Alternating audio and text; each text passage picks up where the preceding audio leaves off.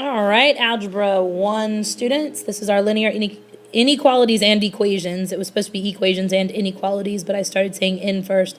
The background you see here is one of my all-time favorite fractal images. A fractal is a repeating pattern. You can find out more if you Google it, or if you go to Khan Academy. I know there's some good stuff about fractals there. And then this, I just really liked this particular Venn diagram here, because I think this is all about finding solutions, finding solutions to difficult problems. Think about it. Haystack, needles, duh, use a magnet. You ever heard the saying, like finding a needle in a haystack? Well, if you had a magnet, wouldn't be that hard at all. So I thought that was an interesting sentiment or concept or idea. Anyway, we're going to go through some of the major concepts for this test. I am not going to cover every single concept that is on this test. I'm going to cover the stuff that I think you need to review and you need to make sure you have the concepts for. Other than that, you're going to use IXL to review, and you have a sheet that is posted on Edmodo for you to use for that purpose. So let's start with slope. So slope, rate of change. When we're talking about slope, that's just the number. So slope is just the number. When we talk about rate of change, that's the number with meaning. And that meaning is in the form of a unit for the answer. Okay, a number with meaning. So let's find the slope for each of these examples. All right, let's start with this first one. Remember that it's y minus y. And one of the ways that I've been getting some students to fix their confusion is to almost like it looks like a distributive property problem, which it is not, to draw the arrows. Y minus y, x minus x. Common mistakes are to choose to do 2 minus 1 for the y's, but then do 3 minus 2 for the x's, because you see the positive numbers, and that's just for some reason how we think. You want to make sure you keep the order of the two ordered pairs the same. If it's 2 minus 1, it's got to be 2 minus 3. Also, y on the top, x on the bottom. A lot of you are still mixing that up. Your slope will always be an inverted value then, and you won't have the right number. So 2 minus 1 is 1. 2 minus 3 is negative 1. So the slope for the first line that passes through these 2 points is negative 1. Next one, if you notice, actually, right out of the gate, you should notice this. Same x value. If you don't, do the math the way that you learned. So I'm going to use 2 minus negative 2, which means the denominator has to be negative 3 minus negative 3, which wouldn't matter, because it's the same number twice. That becomes adding, which quickly shows me that even though the numerator is going to be a 4, the denominator is a 0, and that is undefined. So this is a vertical line, and we should recognize it's a vertical line because of those two x values, that are the same from the beginning. From a graph, you're going to use rise and run. Remember to move from left to right. Count up, count over. 3 units, 1 unit. Rise of 3, run of 1. That's a positive 3 for the slope. Again, left to right. Down 1, right 2. Negative 1/2 for the slope. So when you're finding slope, y on top of x, write it out carefully. And if you got a 0 in the denominator, it's undefined. When you're using a graph, rise, run, ratio, simplify. With a direct or an inverse variation, we need to know a few things. We need to know how to determine if there's a direct or an inverse variation in a set of data. We also need to be able to write the equation of a direct or an inverse variation. So in this case, we've got 3 problems. I'm going to call them A, B, and C. If I'm first going to always start out by telling if it's a direct variation, we're going to be using the formula for a direct variation, which is y equals kx. But we're not going to use it like that. What we're going to do is try to see, is the ratio of y to x constant? Because these two equations are the same, it's just that this one is solved for k. So I'm going to go here and I'm going to say, all right, is this ratio right here, is it equal for this set of ordered pairs? Let's find out. 1 over 2 for the first ordered pair, 1/2. Okay? 2.5 over 5, that is also 1/2. 4 over 8, that is also 1/2. So yes, the ratio is constant. It is indeed a direct variation. Now don't be upset over the next part where you have to find the equation, because you actually have everything you need to know in order to find that equation already. If the constant of variation is the ratio of y to x, and I have found a constant of variation of 1/2, what I'm going to do is plug in the 1/2 for k. And that is the equation that fits this. You could plug that into your calculator, this equation right here, into your calculator, and look at the table to see if you got something that matched. Next problem, same idea. Start off with the ratio of y to x. 15 over 4 is 3 3 3/4. How about 10 over 6? Same answer? No. They are not equal to each other. They are not equal to each other. This is not a direct variation. So I know it's not a direct variation. I need to now look at, is it an inverse variation? And let's think about how we do that. Well, that's y equals k over x. And if I solve for k, that's x, y. That's the product of the coordinates remains constant. And if you recall, that's how we solved the word problems for direct and inverse variation. We kept the product constant with inverse, the ratio constant with direct. That's why a proportion worked here, but an equation had to work for the inverse variation word problems. So instead of checking the ratio, we're going to check the product. 4 times 15, that's 60. 6 times 10, that's 60. 10 times 6, that is also 60. The ratio does indeed remain constant, and I now know that my equation can be written y equals 60 over x, or xy equals 60. I wrote 60 equals xy, but you know it's the same thing. All right, the third one. Again, check the ratio. I always start with direct because it's a little easier. Okay, that ratio is 8. 8 over 9, not equal to 8. So it's not direct. Is it inverse? -3 times -24, 72. 8 times 9, 72. 12 times 6, 72. It is indeed an inverse variation. Y equals 72 over x, or xy equals 72. So we have definitely, I didn't actually mean to say definitely, but moving on, we have established how we determine if it's a direct or inverse variation. Ratio, constant, direct. Product, constant, inverse.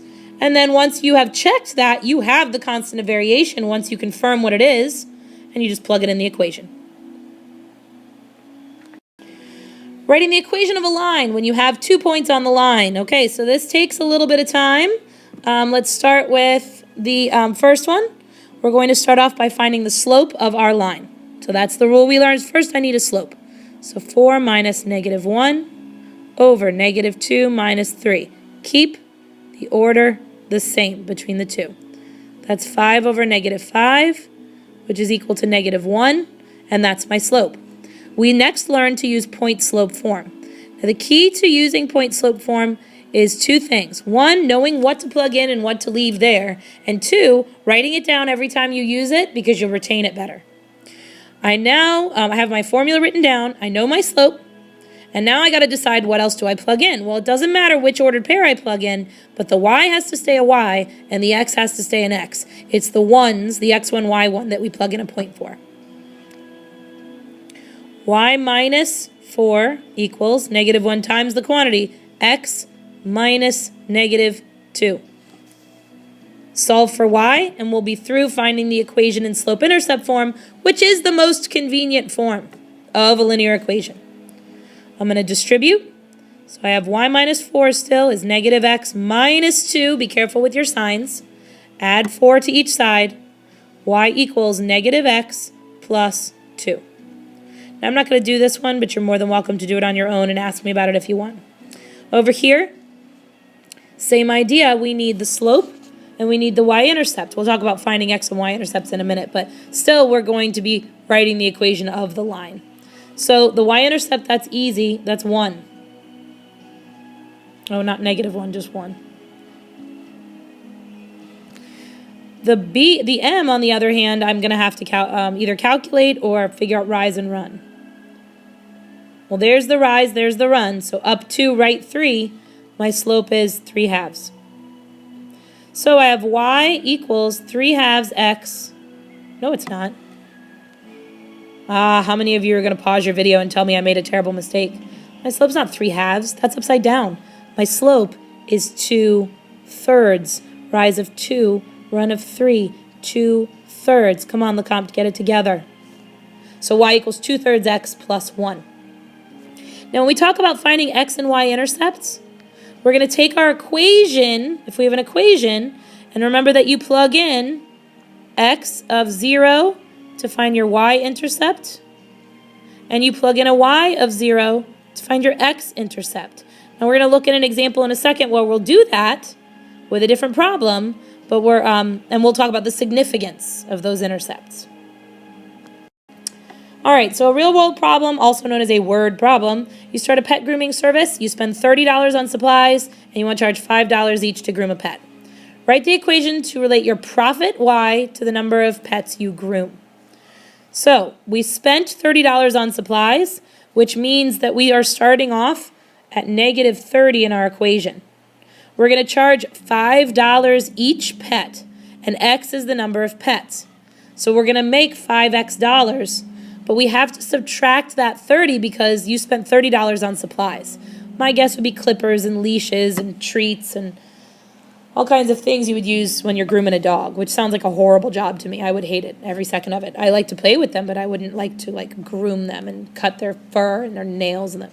No thanks, not my thing. But, whatever floats your boat, my friends. Y is the profit, $5 a pet minus the $30 for expenses. So we got our equation written. Graph the equation. Okay, no big deal. Negative 30 would put me down here. If I'm now using a slope of 5 to graph, it would look something like this. I'm not going to graph anything to the left of the y-axis because I can't have negative pets. I could have mean and angry pets, but I can't have negative pets. So there's my graph. What are the x and the y-intercepts? Well, the y-intercept is negative 30. What does it represent? Okay, so the y-intercept is negative 30. It represents where you stand if you groom 0 pets. So if you've groomed 0 pets, you are down $30. What's the x-intercept? Well, let's figure that out by actually calculating it. In order to find the x-intercept, we're going to plug in a y of 0, as we said on the previous slide. How come? Well, if the point is on the x-axis, then y must equal 0, because everywhere on the x-axis, the value of y is 0. You didn't go up or down to get there. So that's 0, and that's why that works. I'm going to add 30 to each side.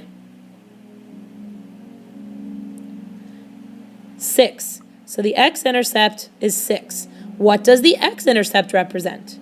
Well, 0 profit has been made at that point, but you're not down any money anymore. That represents the break-even point. The number of pets you'd have to groom in order to get back to a balance of 0.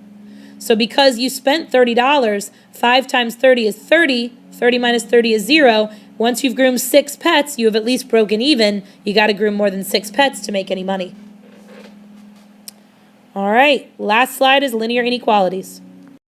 I took a different perspective on this from what you were used to in your video. Instead of us graphing or writing or solving for y, we're going to actually write the equation for each of these inequalities. So let's think about how we're going to do that. I need to know my slope. I need to know the y-intercept. And then I'll need to know what kind of symbol to put here based on the line type and the shading. So let's start with the slope. Or let's start with the y-intercept because that's easier. Y-intercept is 3. The slope is negative, down 3, right 1. Down 3, right 1. Slope is negative 3.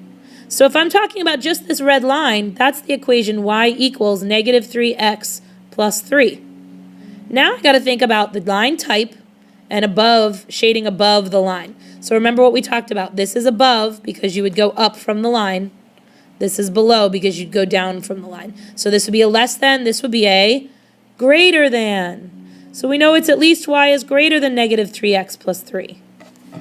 But it's also or equal to because it's a solid line. So it's greater than or equal to. And that's the inequality for the first graph. I haven't asked you to do this yet, but why don't you pause it to do the other one? See if you can do it on your own. But do the same thing we did before, and I'm going to go ahead and run with it. So if you're going to pause it, pause it. Your slope, this one's 3/2, like I tried to do the other one on the other page. And your y-intercept, negative 3. The line is y equals 3/2 x minus 3. But the inequality, well, It can't be or equal to because it's a broken line, but it is shaded up, so it is greater than. No or equal to. And there you go. Practice, practice, practice all of these different skills. They are listed out for you on IXL. And this kitten is saying, please, please practice your skills for your test. Please, please, human, practice your skills. See how cute it is? It's not my kitty. My kitty won't sit still long enough to take pictures. In any case, practice your IXL skills. Email me if you have a question or if you need suggestions. And I'll see you guys in class. Study hard.